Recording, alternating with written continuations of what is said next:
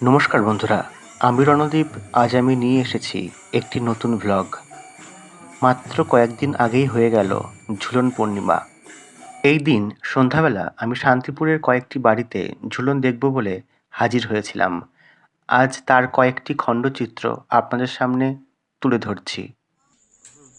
প্রথমেই আমরা দেখে নেব ভক্তবাড়ির ঝুলন উৎসব। আমরা দেখে নেব ঝুলনের সাজে গোপালচন্দ্রজিউ এবং রাধিকা কিভাবে সেজে উঠছেন।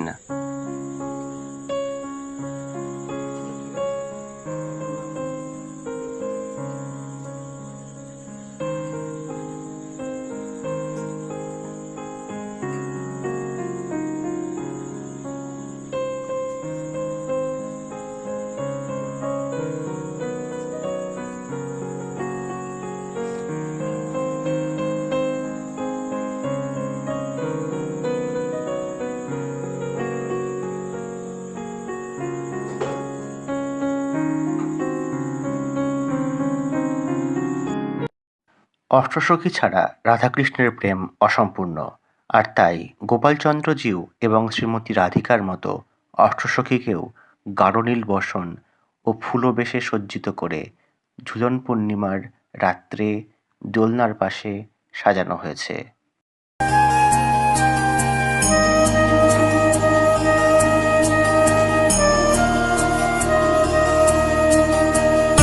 এভাবেই ভক্তবাড়ির এবছরের কুঞ্জবন সাজানো হয়েছিল। যমুনার তীরে তমাল গাছের ডালে রাধাকৃষ্ণ ঝুলন পূর্ণিমা রাত্রে দোল খেয়েছিলেন, আর সে কথা স্মরণ করেই আজকের এই উৎসবের আয়োজন।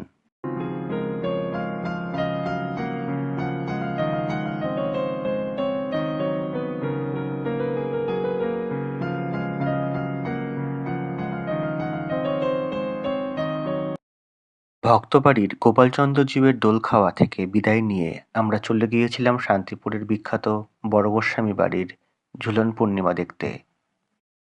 তাহলে এবার দেখে নিন শান্তিপুর বড় গোস্বামী বাড়ির এবছরের ঝুলন পূর্ণিমা উদযাপন।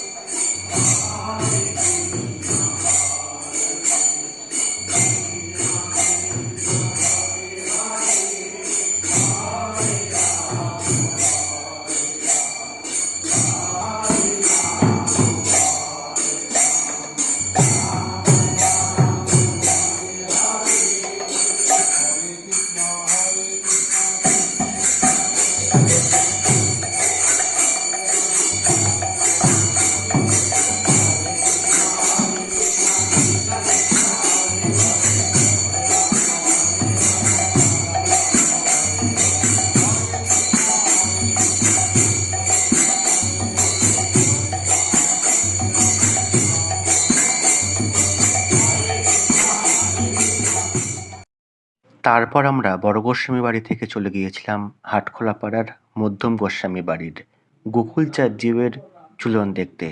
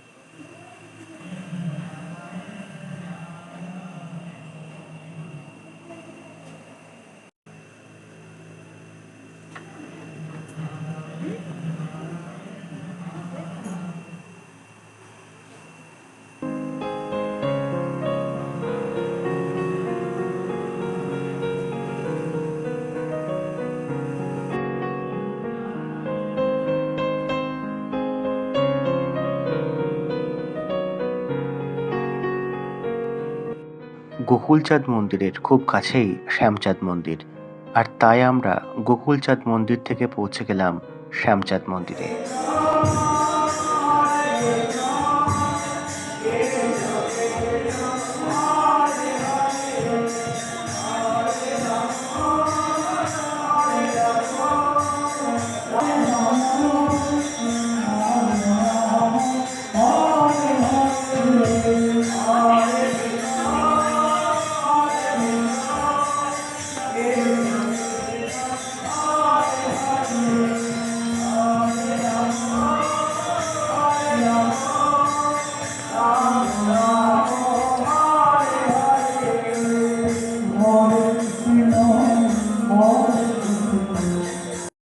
শ্যামচাঁদ মন্দিরে কিছুক্ষণ সময় কাটিয়ে আমরা চলে গেলাম বউবাজার রায়বাড়িতে।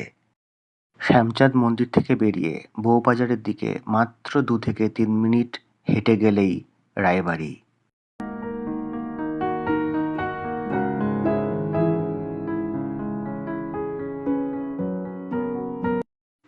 অন্যান্য বাড়ির তুলনায় রায়বাড়ির ঝুলন অনেকটা নিষ্প্রভ। একসময় রায়বাড়ির এই ঠাকুরদালানে দুর্গাপুজো, কালীপুজো, রাস, ঝুলন সবকিছুই আড়ম্বর সহকারে পালন করা হতো, কিন্তু বর্তমানে কেবল রাস এবং ঝুলন যাত্রাই পালন করা হচ্ছে। যাই হোক, শান্তিপুরের এবছরের ঝুলন যাত্রার ভিডিওটি আজ এই পর্যন্ত। দেখার জন্য সব্বাইকে ধন্যবাদ।